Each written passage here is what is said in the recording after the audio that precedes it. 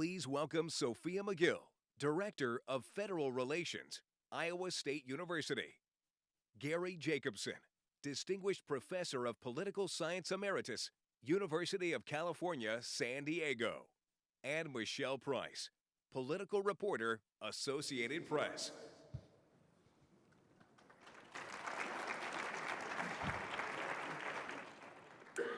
Well, good morning, everyone. I'm Sophia Magill, Director of Federal Relations at Iowa State University and also past chair of the Council on Governmental Affairs. And it's my honor today to serve as moderator for this session, the 2020 election, where does it stand? Joined on stage with me today are two panelists with a wealth of information and expertise, Gary Jacobson, Distinguished Professor of Political Science Emeritus, University of California, San Diego, and Michelle Price, Vegas-based political reporter for the Associated Press. Dr. Jacobson's field is an interest of American national politics. He has authored multiple books, including Money in Congressional Elections, The Politics of Congressional Elections, The Electoral Origins of Divided Government, and co-author of Strategy and Choice in Congressional Elections, American Parties in Decline, and the Logic of American Politics. Michelle Price is a national political writer for the Associated Press in Las Vegas. Her coverage includes focusing on the 2020 presidential race, covering the crowded Democratic field and early voting state of Nevada, as well as covering the Trump campaign and congressional elections in swing states. Michelle's coverage also includes congressional and Nevada elections and also Western political issues. Michelle is a graduate of the Cronkite Journalism School at Arizona State University. Thank you both so very much for joining us today. We really appreciate you being here and sharing your insights. So we're gonna jump right in, and we've had a really great conference here in sunny San Diego and have talked about a lot of different issues facing higher education. As we now look towards the 2020 election, and focus on what is ahead, really in less than a year away, which is hard to believe. I'm going to start with my home state of Iowa. So we hold the first caucus in the nation, and then followed right with the first primary after us in New Hampshire. And with such a crowded field of more than 10 candidates, and when you look at some of the history, no Democratic candidate other than Bill Clinton in 1992 didn't succeed without winning Iowa or New Hampshire. So what are some of the things that the Democratic candidates need to do to really get to the front of this race and exert themselves in this leadership role? Well, we know that Iowa and New Hampshire both are what we call retail politics states. So it's not big TV ad buys. It's meeting people in diners, in their homes, getting to know them. These are professional presidential candidate vetters in these states. They're used to it. They know how to, they've probably met all of the candidates at some point. They sit down and talk with them and ask really pointed questions. So the biggest thing is these candidates have to be there in person. A couple of them have essentially moved to Iowa. They've tried to become locals. That's the biggest thing going forward, and especially in the weeks leading up to early February. And that's where impeachment is going to play a real X factor here, because some of those candidates might not be able to physically be in Iowa if they're in the Senate and they need to go back to Washington, D.C. Great. Well, Michelle, you brought it up, the big, I think, word that's taking up all the oxygen, certainly in Washington, and I think even on the news coverage, and many people across the nation are talking about the impeachment proceedings with the hearings beginning tomorrow. Dr. Jacobson, what are you seeing? How is this playing out on the campaign trail on both the Democratic side as well as the Republican side? Who has the advantage, and if there is an outcome of impeachment, what impact would it have on the election for 2020? Well, I don't see impeachment as per se having a major effect on the Democratic nomination process. Mm-hmm. I'm sure every Democrat is going to support it and would be dead in the water if they didn't, because a very large majority of ordinary Democrats now support impeachment. So in a sense, it's going to be who is more vigorously in favor of impeachment, and I think that that's a contest that there's no obvious winner for. I think that it will have a profound effect on the 2020 general election, because I think it's pretty clear that the House is going to vote articles of impeachment against President Trump, and it's also pretty clear that the Senate is not going to convict him. So the outcome of this process that we will observe will take place with the voters in 2020. And in that sense, I think it'll be fascinating to see what happens. What's been the structure of public opinion for the last 3 years, in fact, going back to 2016, is an extremely polarized populace with Democrats absolutely adamantly opposed to Trump. They were from the beginning. They've been since he was inaugurated. They are more so now. With Republicans largely supportive of him, certainly in terms of general overall approval, but even on most things like, is he honest or not? You'll get 70% of Republicans saying, yes, he's honest and trustworthy, things that a Democrat will just sort of gag at.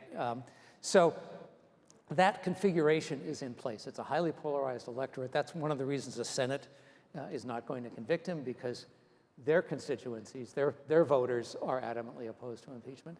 It's going to be depend on that 10, 15, maybe % of the population that isn't firmly made up their mind forever, either pro or anti-Trump. And how impeachment plays out may affect their opinions. And I could say, on the campaign trail, while Democratic voters support it, it's not something they're bringing up with candidates. They're asking about health care, they're asking about immigration. It's, on the Republican side, it's a motivating factor. It's the reason Republicans are turning out. They see it as just one more investigation, one more witch hunt.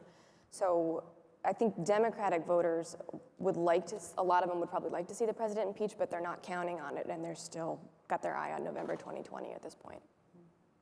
How does the impeachment proceedings hurt or potentially impact some of those more moderate Democrats as you look at the 2020 election, going into some of those congressional seats that are really on the fence, especially if they do vote along party lines? How will that impact them going into the election cycle? I don't think it puts them in much danger. And that's because most of them, these newly elected Democrats from moderate districts, they're in districts where Trump is not popular, was not popular. There are some districts that Trump won, but not by a very large margin.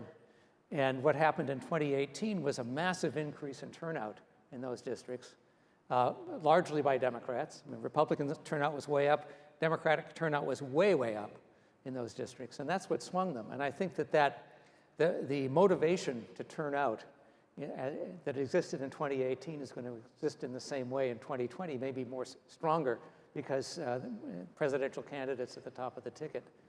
It's really astonishing how much participation shot up in 2018. It went up 20% over what it was in 2014, for example, the last midterm.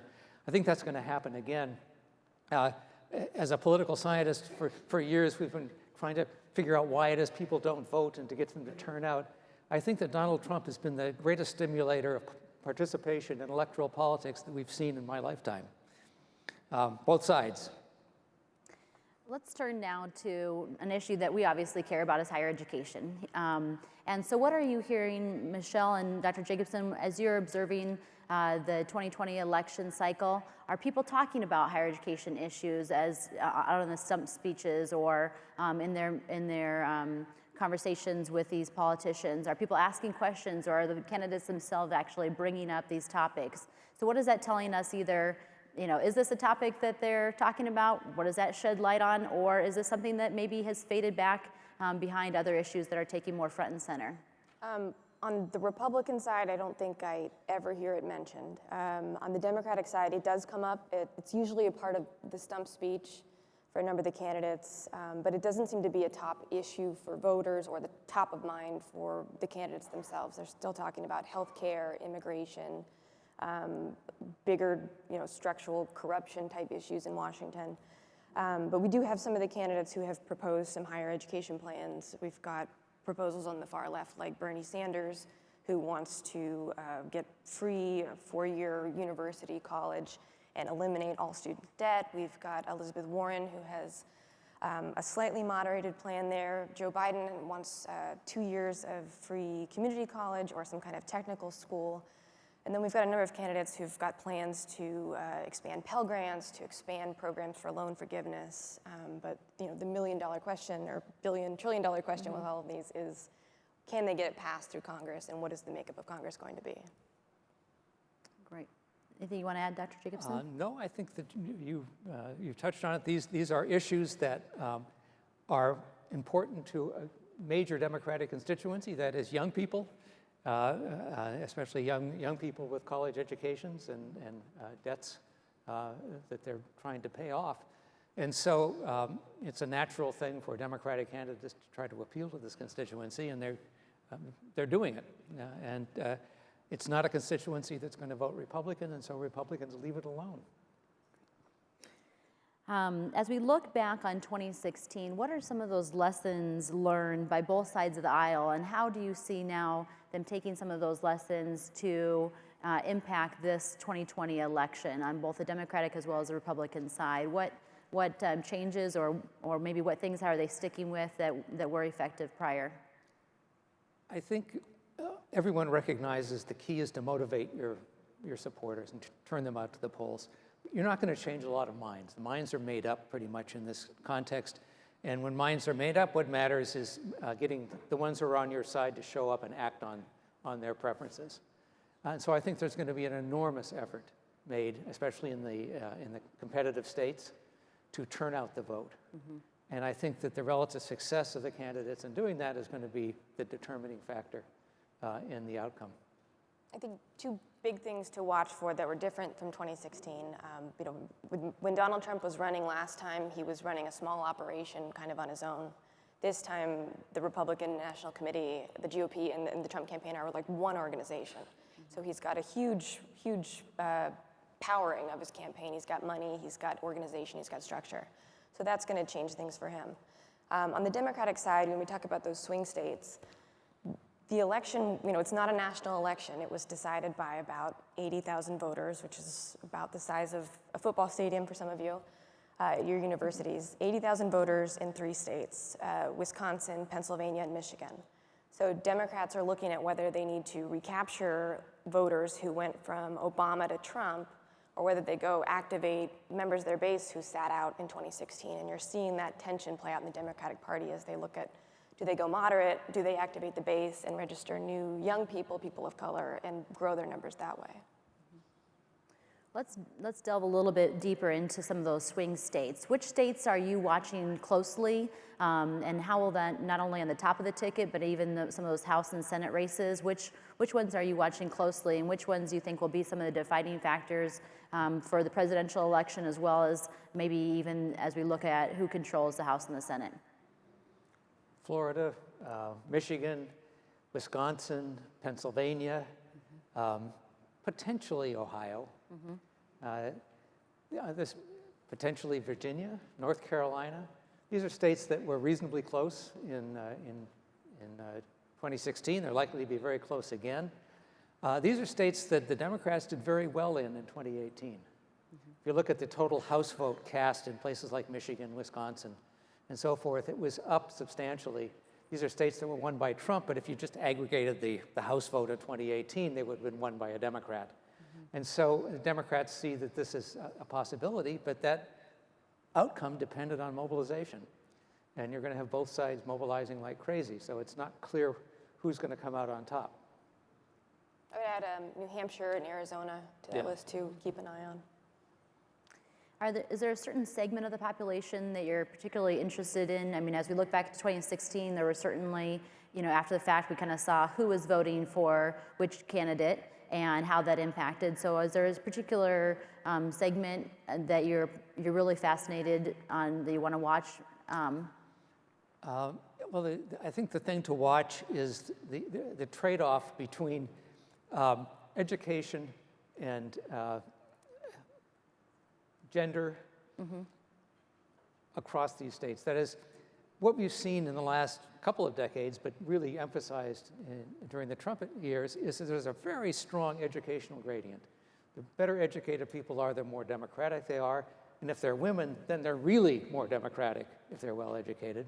On the other hand, less educated, especially white men and women, have been increasingly Republican. And that played very strongly into Trump's success in 2016.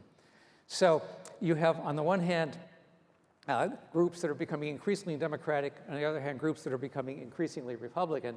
And the question is, who wins? in the who wins on net. And so far, in the last 3 years, there hasn't been much net change in overall national partisanship, but the increase in support for Democrats among educated white people, and minorities, of course, but educated white people, has helped to swing the House back into the Democratic column. And whether or not they can continue to do this will be sort of one of the determining factors in 2020. Just those 80,000 voters who swung, who helped decide the election. You know, in the swing states, we saw a small slice of the electorate. There were black voters who voted for Obama and then stayed home in 2016. Question is, will all of them turn out in 2020? There was a bigger slice of white voters who voted for Obama and then voted for Trump. And the question is, can Democrats win them back? Are they moderate enough, or have they fully moved into the Republican Party or Republican leaning that they will be Trump voters again in 2020? What do you see as the electoral path for a Democratic nominee to win against President Trump, who, especially in some of those states that flipped in 2016, and then conversely, what states does President Trump really need to hold on to pay extra attention to succeed? Well, Trump has to hang on to the states that he won. He won by a small margin in several states that are essential. I think Michigan's essential to him. I think Pennsylvania probably essential to him. So he has to hang on to Florida, which he won, and North Carolina. So he'll be going out in all of those states. I think a Democratic candidate, his strongest case will be to make Trump the issue. Trump is the least popular president we've had over the first 3 years of his administration. There seems to be a ceiling on his support of 40–45%, somewhere around there. I don't see that turning around in the next year. And therefore, the strongest case Democrats have is someone other than Trump. Now, Trump is going to take whoever it is that's nominated and try to scare the population into saying, you might not like me, but they're even worse. His campaign is going to be, whatever you think of me, the Democrats are worse. And whatever Democrat it is will be picked on for that way. I think under those circumstances, a somewhat more centrist Democrat would probably be more resistant to that kind of charge. But I think at the margin that it might make a difference. But I think that Democrats are going to rally behind whoever the nominee is. The Republicans are going to go after whoever the nominee is with the same arguments. These are socialists, these are un-Americans, they're going to have open borders, the whole line. That's going to be used against anybody regardless of their own actual positions on these things. So in a sense, it doesn't matter too much. I think what you're looking for is, if you're a Democrat, is somebody who's going to be a talented campaigner and debater and can stand the heat. Two big things the president has going for him. The power of incumbency cannot be overstated. You know, he didn't have that last time, he has that now. And he has a relatively strong economy right now still. I mean, two things that historically have all signs point to re-election on that front. But you know, we've got impeachment, we've got a lot of factors up in the air this time, and it was a narrow path to victory for him in 2016, and it's going to be narrow again this time. We're now seeing, even still candidates like Michael Bloomberg all of a sudden enter the race. Do you think there's others that are still going to emerge, and what sort of impact do these late joiners have on the election? Do they pull away from some of those other candidates that are getting some steam, or is it just more noise? It strikes me as more noise, although Bloomberg has so much money that he can make a very loud noise if he chooses to do so. But I think if you're getting in, you have to get in now, because the filing deadlines are approaching. That's why Bloomberg had to jump now. I think Arkansas filing deadline was coming up shortly. So I think we're probably seeing pretty much what's there. I think that the fear the Democrats had about Bloomberg was he might run as an independent, which would be bad for them. And I think they should be happy that he's running in the Democratic primaries as somebody on their side. I would be surprised if he went far, but I've been surprised many times in recent years about political outcomes. Yeah. We reported yesterday that Deval Patrick, the former governor of Massachusetts, is looking at getting in. At this point, I think he would have missed the filing for 2 states already.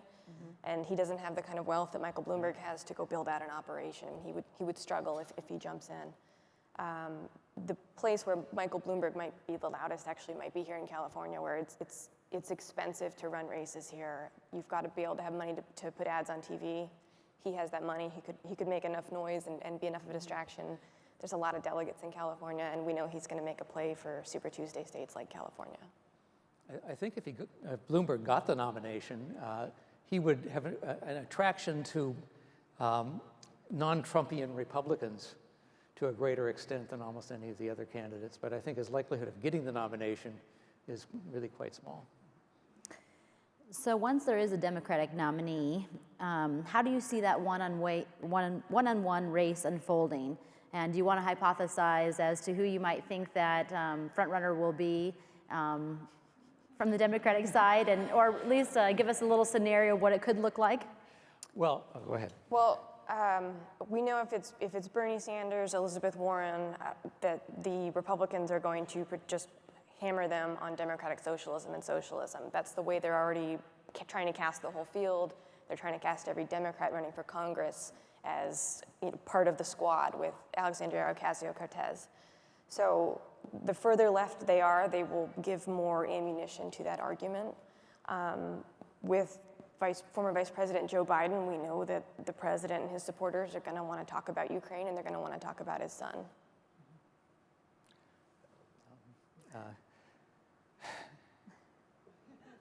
I remember Iowa's going to tell us a lot.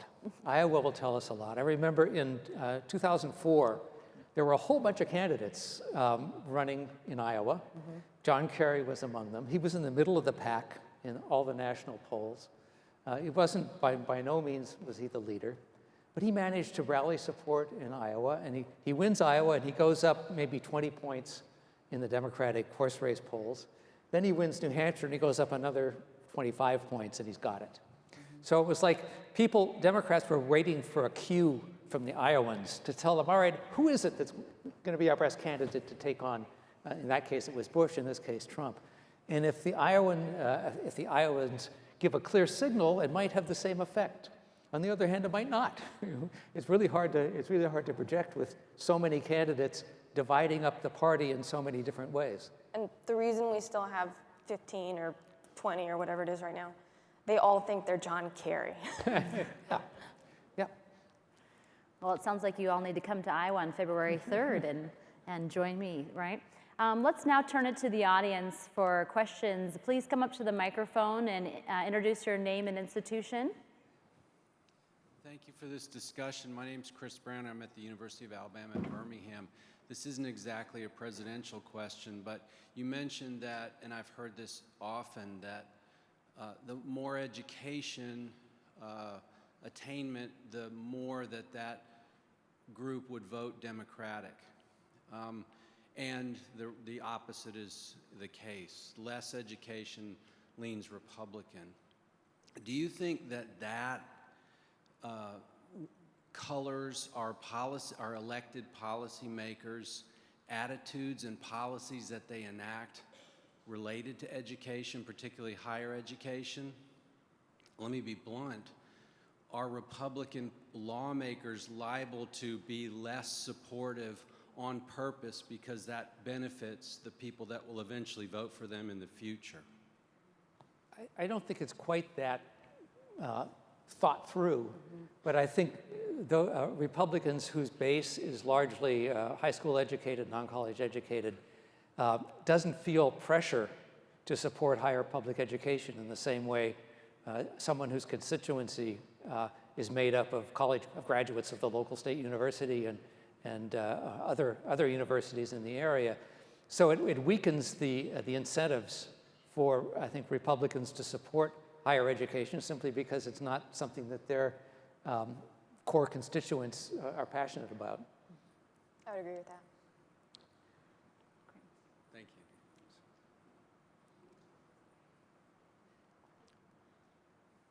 you. In a scenario where a Democrat wins the White House, is that enough to carry the Democrats to a majority in the Senate? No, it'd be no guarantee. It would help, and I haven't really handicapped all the races yet. I did a couple of years ago after the 2018 election and looked at Democratic prospects, and they weren't bad, but they were by no means a done deal. So I think if the Democrats really have a huge victory at the presidential level, then they will win the Senate. If they squeak by, it's very uncertain. Democrats have to pick up 4 seats or 3 if they win the presidency because the vice president is a tiebreaker. There's 3 Senate seats that Republicans hold that they think they might be able to make a play. Colorado, Arizona, and I'm going to forget the third one. But they also have seats they have to defend, about 6 seats. And one of them is the Alabama seat that Doug Jones won against Roy Moore in the special election. That's going to be really tough for them to keep, so it's certainly not a guarantee. I think we do know that when there has been a Senate seat up for election in a presidential year, whichever party wins the state in the presidential race usually wins that Senate seat as well. Yeah, in 2016, every Senate race went to the party that won the presidential vote in that state. First time in history.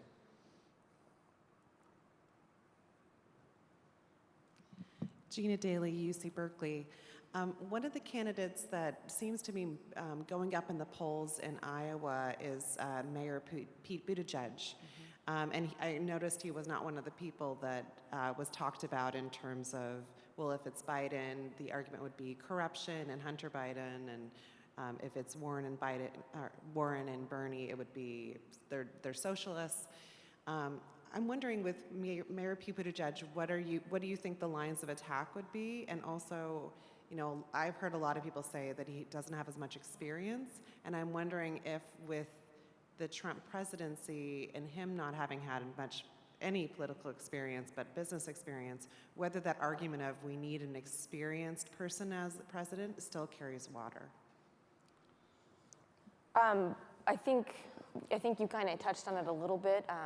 You know, he doesn't have a lot of experience. He's been mayor of a relatively small city. I think it's possible the president will zero in on the races he tried to run for and lost, including the head of the DNC. But so far, he hasn't attracted a ton of attention from the president, so we don't know exactly how that will play out going forward.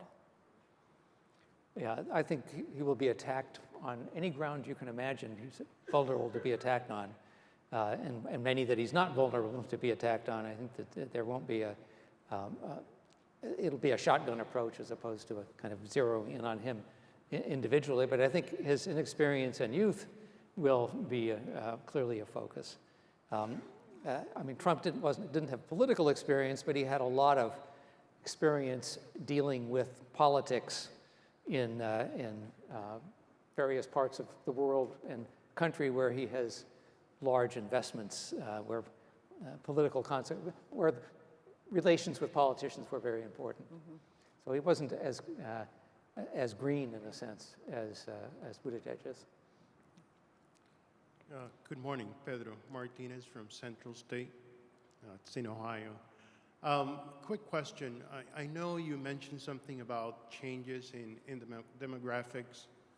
I'm wondering, I'm almost sure that Mr. Trump will not win the popular vote.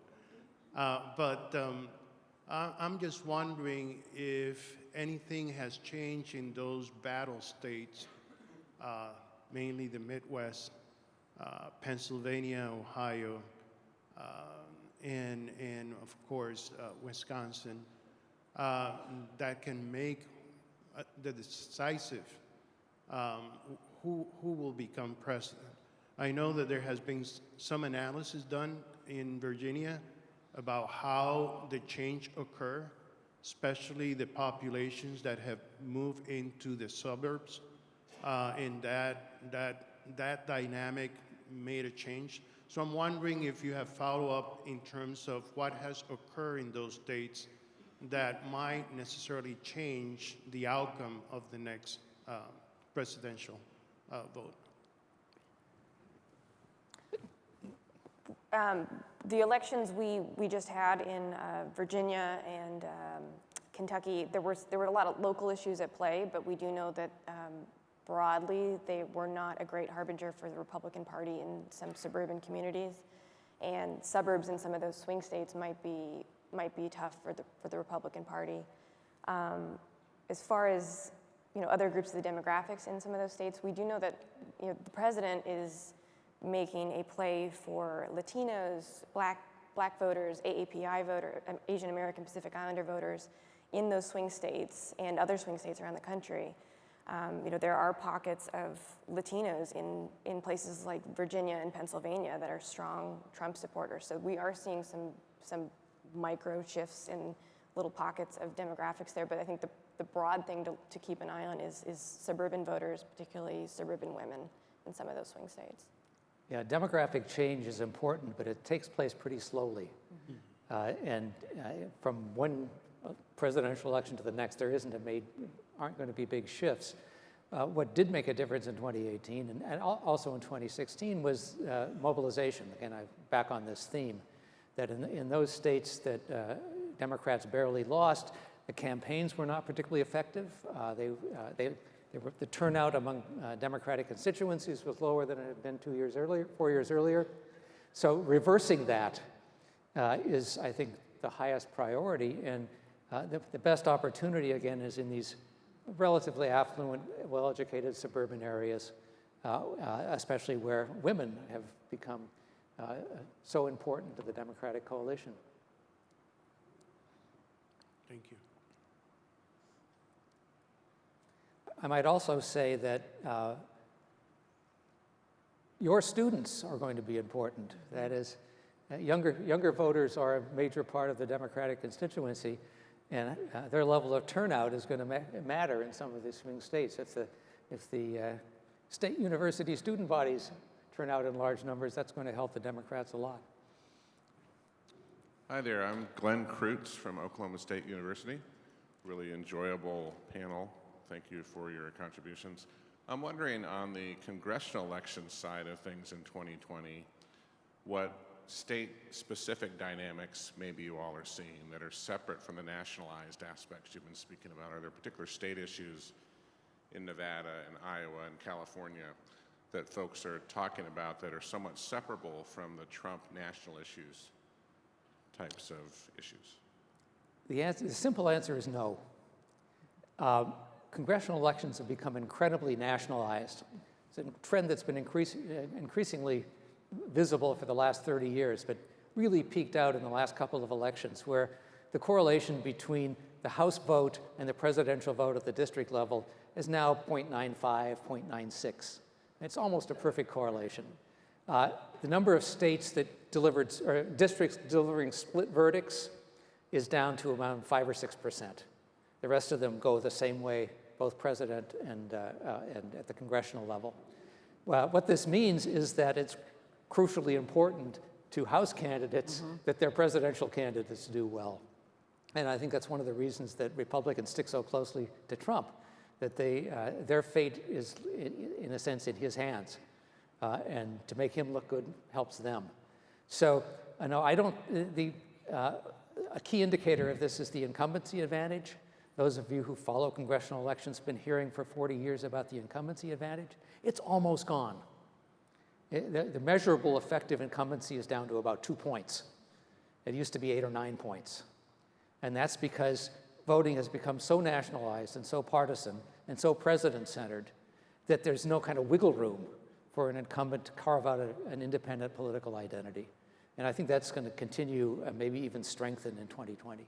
We know that Republican candidates or Republican incumbents are going to try to focus on aligning themselves closely with the president. They see him as the best motivator of their base. You will see some in very, very competitive districts who might try to put a little bit of distance between themselves and the president, but there's not much daylight there. On the Democratic side, Democrats in really competitive districts, they're trying not to talk about the president as much because they know they have to win over voters in the middle or voters who might have voted for him. So that you'll see them try to talk more about healthcare or veterans, improving the VA system, things that are broadly supported, DACA, instead of diving into the highly partisan debates of impeachment and everything the president does and does not do in Washington.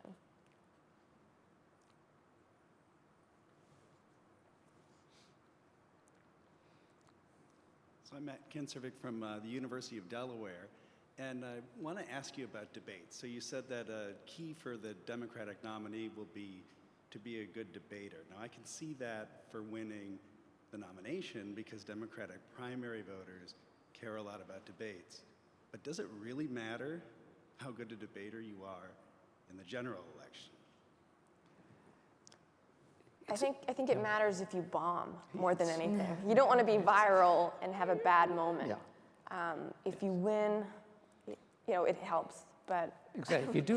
If you do well, your own partisans will think you're great, and the other side won't. If you do badly, your own partisans are going to be embarrassed.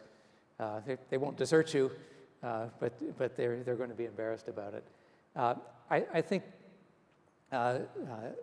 it's a way of, it's one of the things that a lot of people who don't follow politics actually pay attention to, so you don't want to stumble. And you want to be able to articulate your own party's positions, your own positions effectively. But they haven't been decisive in the past. I think you remember the debate where Rick Perry couldn't remember which 3 federal agencies he wanted to eliminate. Does anybody remember who won that debate? I don't.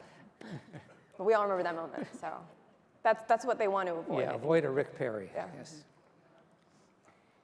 Building on that, let's talk a little bit about what the role of media plays in this election, especially social media. How do you see that playing into helping or hurting any of the candidates or the president? I think right now the biggest thing social media is playing is for the Democrats, they have to meet these fundraising and polling thresholds to make it on the debate stage. And the biggest way they're doing that is through social media advertising and online quick hit small donations. So if you're getting blanketed with ads, that's why. It's not going to go away anytime soon. On the Republican side, we know that the president uses social media really effectively, particularly Facebook. It's a way to send out messages, to get the base activated, to get people volunteering. So Facebook, more than anything, I think, is where a lot of actions are being driven for voters. Twitter just announced it's going to stop accepting political ads. We're still trying to find out exactly what that will look like and how they'll determine what's a political ad.